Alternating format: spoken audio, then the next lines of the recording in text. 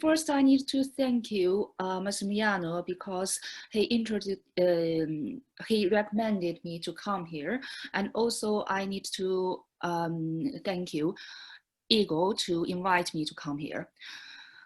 Okay, I know normally being the last speaker before lunch is not very welcome because everyone here might be exhausted after the knowledge storm in the whole morning. But personally, I'm very delighted to be the last one because it means that my colleagues, everyone here, maybe will not focus on my presentation, raise questions to me. In this case, I feel relaxed to be the last one. Certainly, I hope that everyone here behind the computer feel relaxed as well. Okay, let me start.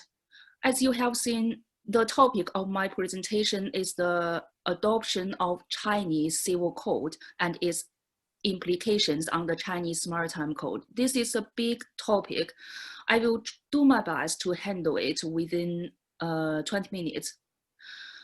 Perhaps you have known that the first Chinese Civil Code has been adopted on 28th May 2020 and will come into effect on 1st January 2021. This code is widely acclaimed as a milestone in the development of China's legal system, as it is not only the first civil code since the People's Republic of China has been established in 1949, but also it codifies the fundamental rules of law on civil and commercial matters. From this point of view, generally speaking, this code will impact on the interpretation and the application of the Chinese Maritime Code 1992. However, the question raises as to whether and to what extent the Civil Code should and must impact on the application of the Maritime Code. The thing is, everyone here, you have known that maritime law has a long tradition of international uniformity. The lex maritima evolving from ancient custom and usage has exerted a profound influence on the development of maritime law over the past several centuries. Especially many special rules in the maritime law domain are different from the general civil and commercial rules provided by the Civil Code. In this context, when the Maritime Code of China is silent to certain maritime transport issues, should the Civil Code be applied directly? Alternatively, it is necessary to examine the relevant custom and usage in the international maritime law domain. In order to answer this question, three main aspects in the following sections will be discussed. First, the relationship between the Civil Code and the Maritime Code will provide a general view over the rules of the application of laws in the China's legal regime. Secondly, I will examine the legal practice regarding the application of the Maritime Code by the current data and a guiding case. In the last session, I will provide a possible approach to explore under what circumstances the Chinese Civil Code can be applied when the Maritime Code cannot dispose of certain legal issues. First, let us look at the relationship between the Civil Code and the Maritime Code from the structure of China's civil law system. It is necessary to clarify that in the civil law tradition, some jurisdictions such as Switzerland and Italy adopt a unified code that combines the general rules of civil and commercial laws. Such as German, France, choose to apply the separation of civil code and the commercial code. Chinese civil code belongs to the former model, the unified code. In this context, you can see here, civil law actually means civil and commercial law. The civil law in China's civil law system includes the civil code as the general law, special laws disposing of the certain legal field, such as maritime code, insurance law, company law, and so on. In addition, other civil rules in certain legislations, international treaties such as CISG, CLC Convention 1990, by the People's Republic of China, constitute part of civil law. In terms of the legals, as mentioned earlier, the civil code is the general law or basic law, providing the fundamental law on civil commercial matters. It contains 7 parts, including general property rights, contracts, personality rights, marriage and family, right of inheritance, and liability, with a total of 1,260 articles. Among 7 parts of the Chinese Civil Code, the interrelated first part, namely general rules, and other 6 parts belongs to general and special. In addition, after the Civil Code comes into effect on 1st January 2021, General Rules of China 2017, Contract Law 1999, Tort Liability Law, and so on will be abolished one day. In terms of the Maritime Code 1992, it was regarded as the special law that was adopted in 1992 and came into force on 1st July 1993. This code shall not be applicable to the maritime transport of cargoes between the China's ports. It means that the domestic maritime transport issues should be subject to the Contract Law 1999 directly. But the international maritime transport issues will be governed by Maritime Code 1992. And also you can see chapters of the Maritime Code include ships, crew, carriage of goods by sea, passengers by sea, collision, and so on. This issue, you can imagine that the Maritime Code is not only the maritime rules of law on the substantive legal issues, but also involves administrative issues such as the seafarers' rights and interests, and the maritime procedural rules such as the ship registration. Even though the Maritime Code has been regarded as the special law in the civil law domain. In accordance with Article 11 of Civil Code, when the legal issue comes out in the maritime domain, the general rule in relation to the application of laws is to look at the Maritime Code 1992. If there are no relevant provisions, corresponding parts of the Civil Code 2020 will be applied. For example, the maritime issues regarding transport law can be subject to contract law part of the Code 2020.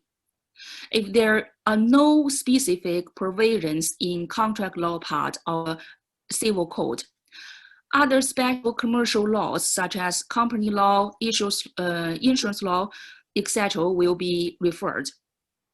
Certainly, if other special laws are still silent, General Rules Part 1 of the Civil Code will be adopted.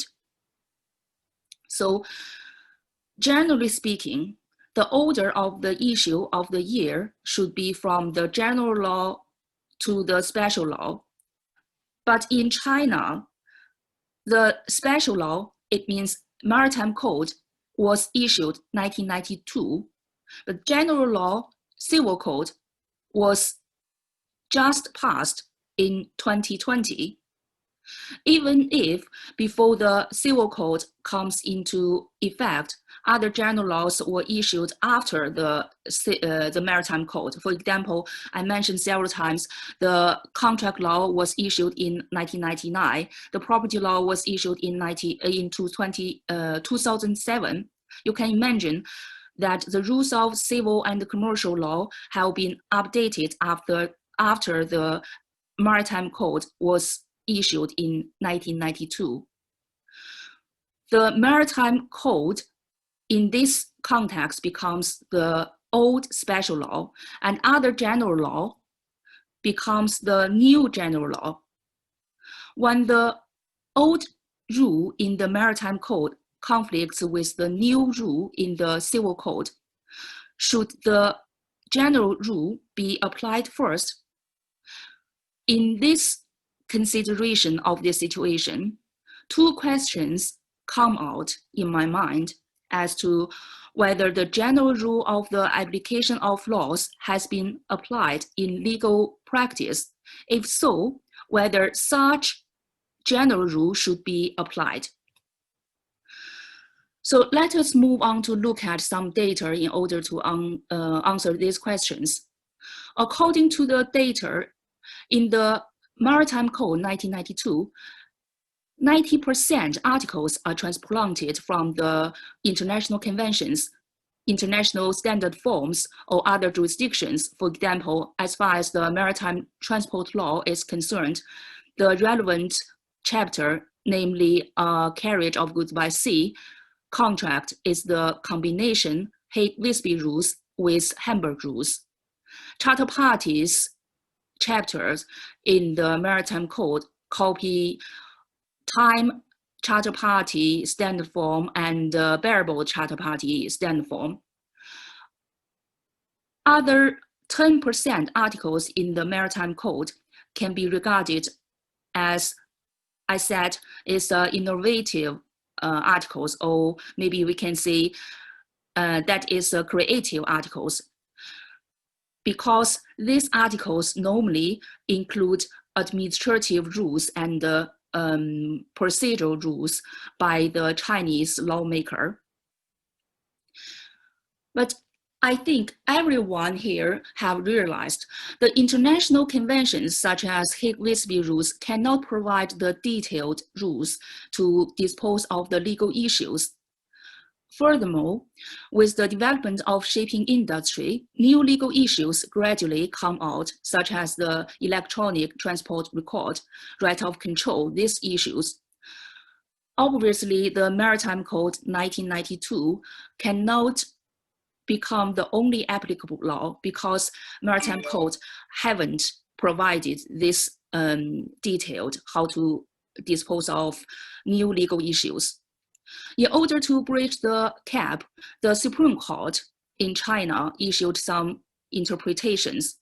These interpretations can be divided into two types: special interpretations in relation to maritime disputes and general interpretations over civil and commercial disputes.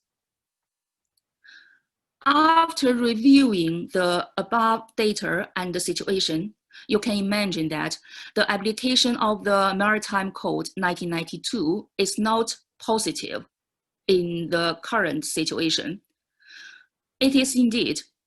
According to the statistics by Chinese maritime experts and Chinese maritime judges, in the past 10 years, only 15% around judicial decisions applied the Maritime Code 1992 and the special judicial interpretations over maritime disputes.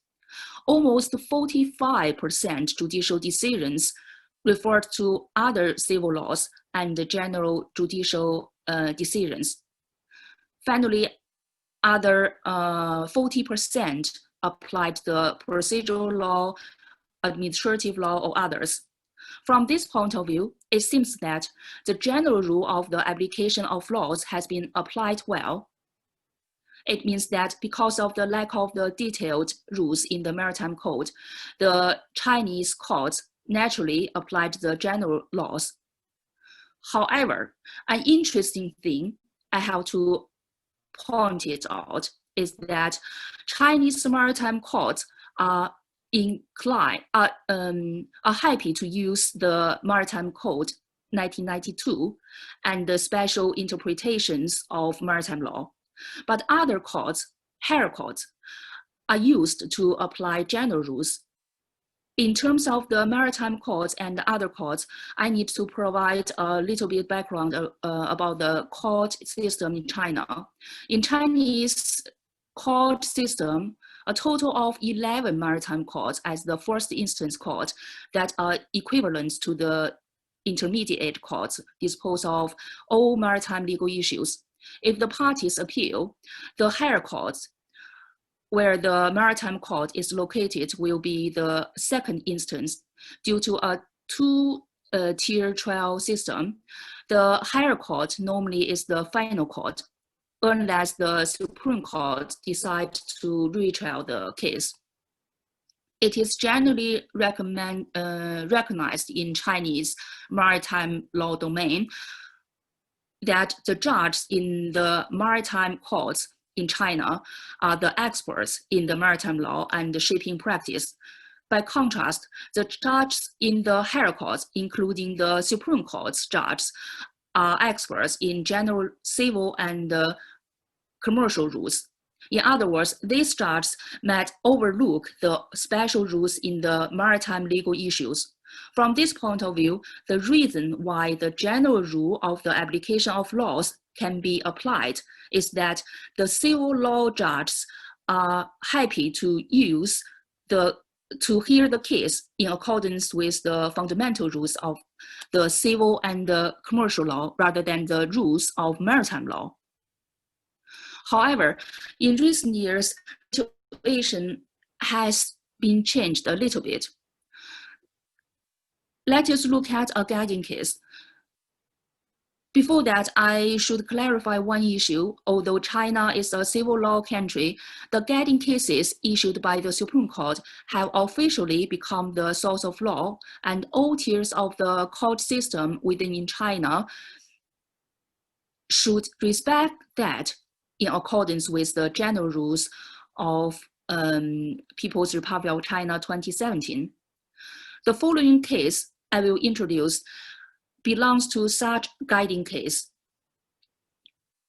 The brief fact is that in 2014, Longda Company exported the cargo to Sri Lanka from Ningbo port of China. Longda Company booked cargo space from the carrier Maersk.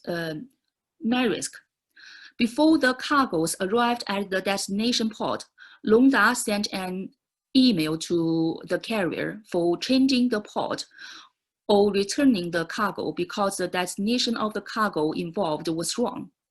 On the same day, the carrier made a reply that since there were less than 2 days before the arrival of the cargo involved, it was impossible to arrange the change of port.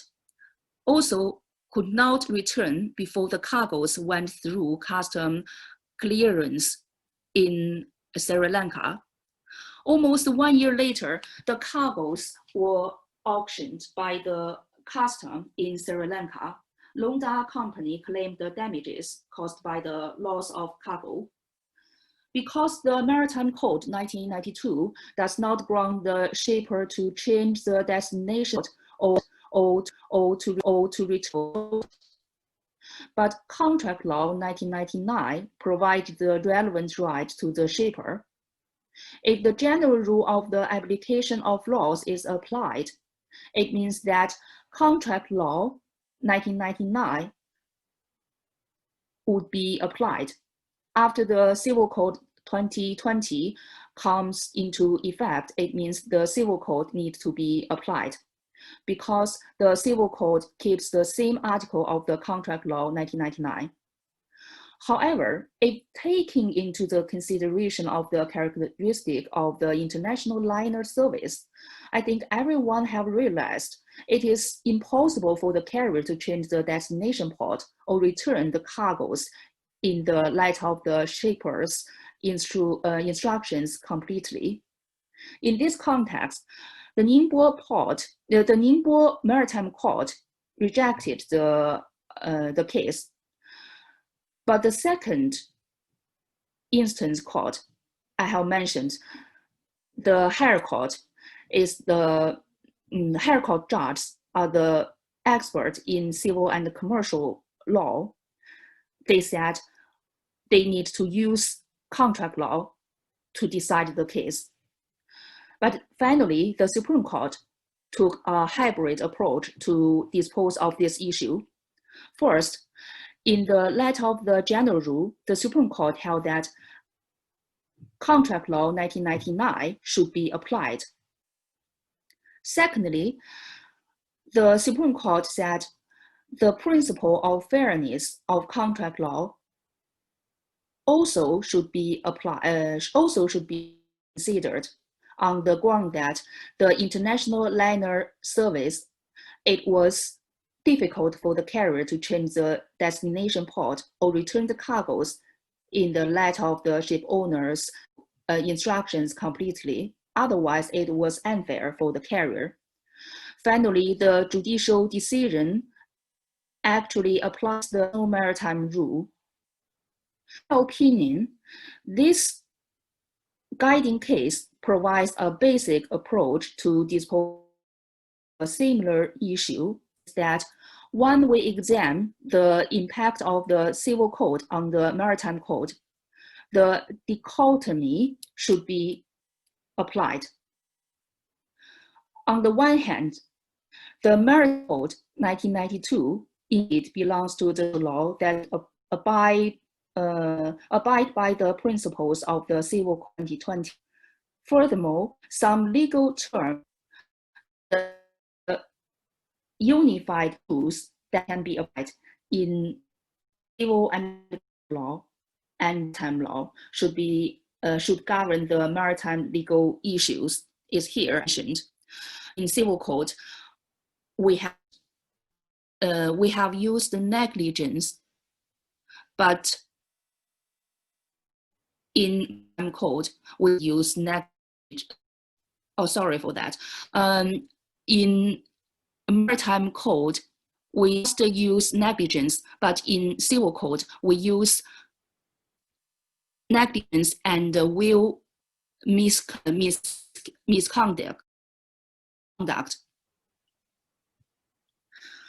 So that's the first point. The second point I said, and it is necessary to consider that the Maritime Code 1992 is also the unique law. The long history of the maritime law is globalization and specialization have created unique rules or international customary. Furthermore, Article 268 of the Maritime Code 92 provides that international practice may be applied to matters for which neither the relevant laws of China nor any inter-treaty concluded by China contain any relevant provisions. In this context, even if by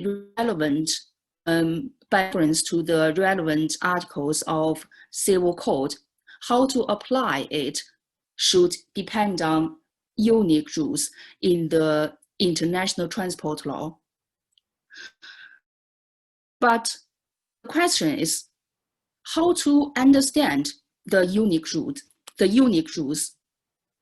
I give two examples, but because of the limited time, I just make one point. For example, what is the rule of the delivery in the maritime domain? Article 50 of the Maritime Code provides that delivery occurs when the cargoes have not been delivered at the destination port of discharge with the time expressly agreed on. Article 11 of the Civil Code says that the carrier shall safely transport passengers and cargoes to the contracted destination within the contracted time limit or within a reasonable period of time. So you can see the difference is the Civil Code has one more option within a reasonable period of time. For this reason, in Chinese shipping practitioners and judges, academics, they have the different opinions. The first opinion is that if parties have not provided the exact time to arrive the destination port, the contract law should be used.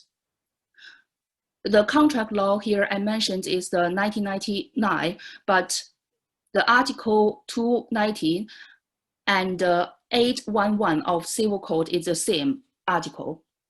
They said they need to use the general rule. That is the High Court Maritime Court made the decision. But some Chinese experts said the reasonable time to deliver does not comply with the custom and the usage in the international maritime domain, because they said the Hague-Wisby rules didn't mention this similar issue. The carrier need compensate. So you can see that what is the maritime law rules are in question.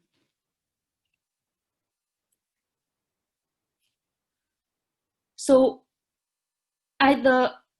in legal practice, to my knowledge, the standard of the international custom and usage is dependent on the other jurisdictions' similar judgments, especially made by English court might be referred.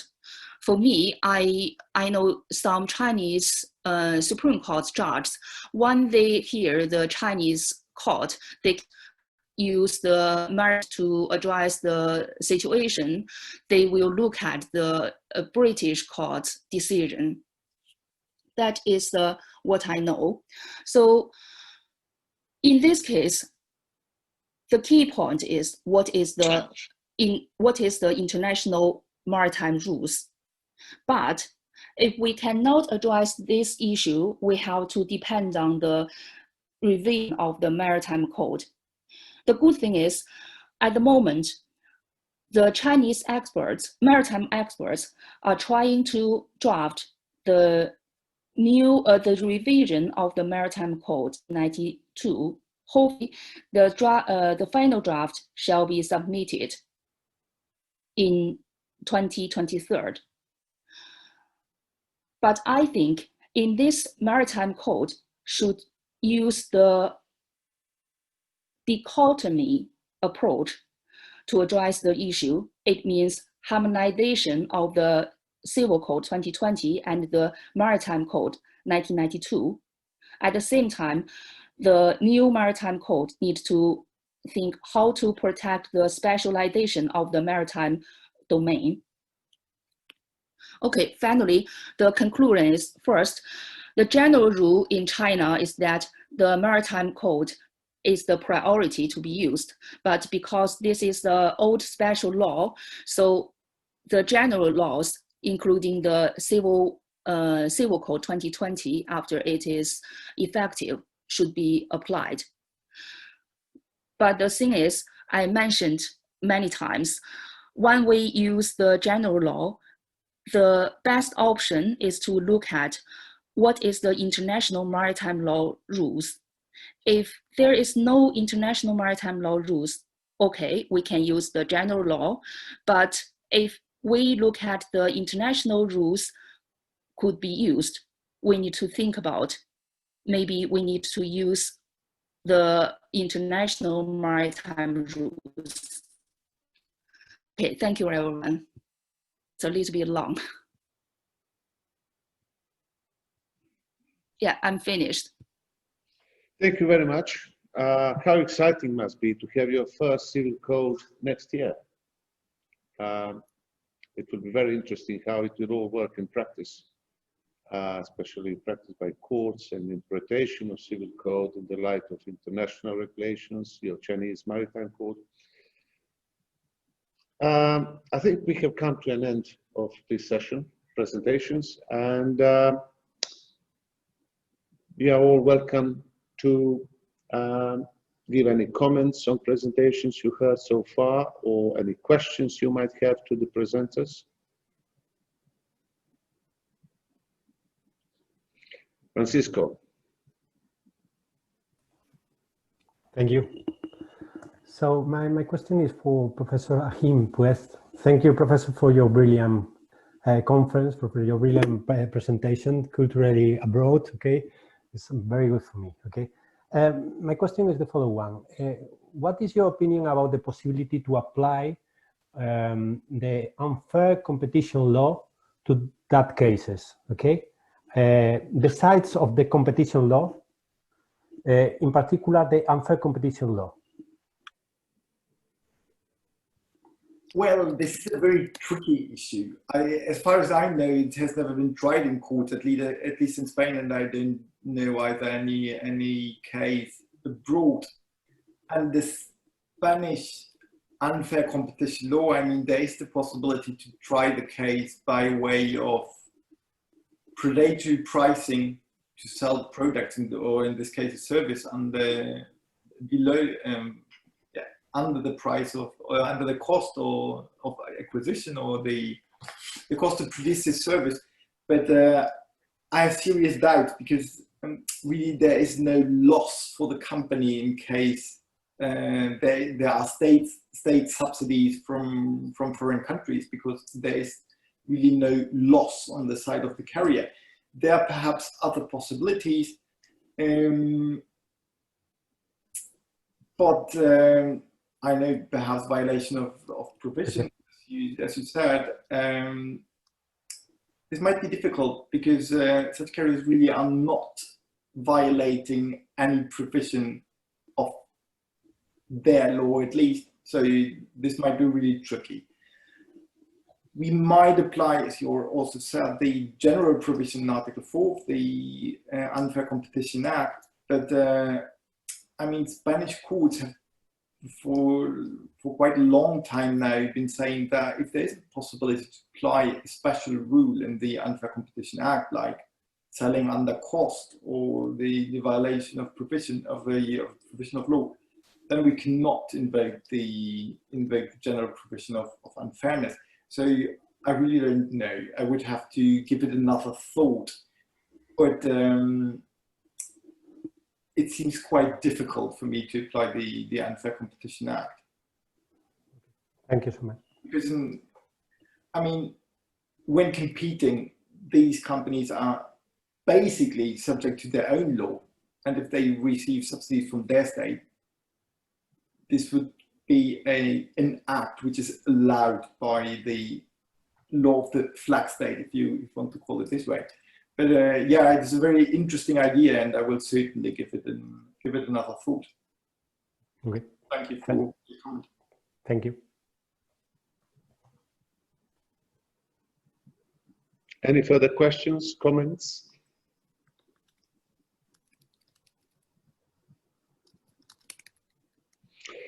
Well, if not, I think we are all now getting ready for a quick lunch in Dubrovnik, and I guess in your own places wherever you are. So I think we'll meet again in what time, Igor? 2 o'clock. At 2 o'clock. So enjoy your lunch break, and see you in 50 minutes about. Thank you. Perfect. Thank you. Thank you, Dylan. Thank you very much. Pleasure.